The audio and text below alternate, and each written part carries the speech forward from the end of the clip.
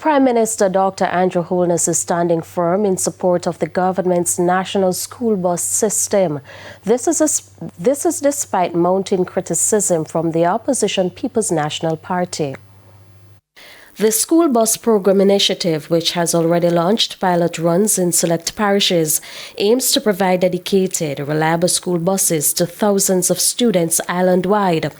But the opposition People's National Party (PNP) isn't buying it, labeling the program inefficient, poorly planned and likely to drain critical resources. Despite the criticism, Dr. Holness is pushing back, insisting that relying on public passenger vehicles to meet school strict schedules is unrealistic and unfair. But you see, people who have never had to take the public school bus, or rather the public transportation system to go to school, wouldn't understand. Wouldn't understand it.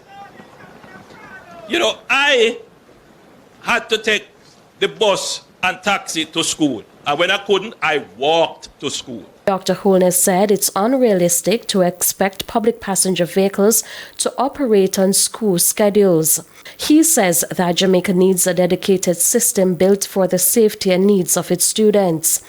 And every Jamaican should support this. Almost every modern country, every democracy, that's what they do. They understand the challenges that children would face if they have to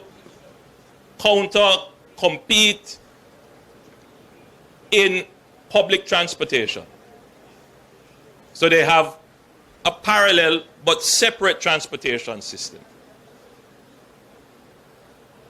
that is more attuned to schools and the maintenance of discipline.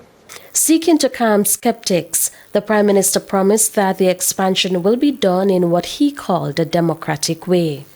We're not going to force it on anyone. If people say they don't want it, it doesn't make sense, give it to somebody else who wants it. So it's a collaborative system. So we have spent the last 9 years working it out. So whatever we deliver, we're not delivering you a concept or a test. We're delivering you something that has endurance. It will last and it will solve the problem. So for many years, people thought, boy, it would never happen. Well, it's happening now. Happening now. Meanwhile, Prime Minister.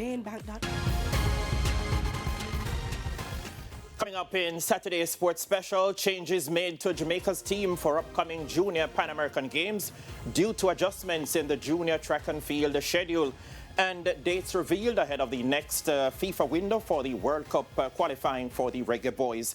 Good evening, I'm Spencer Darlington. We'll be back with the details on those and more after the break.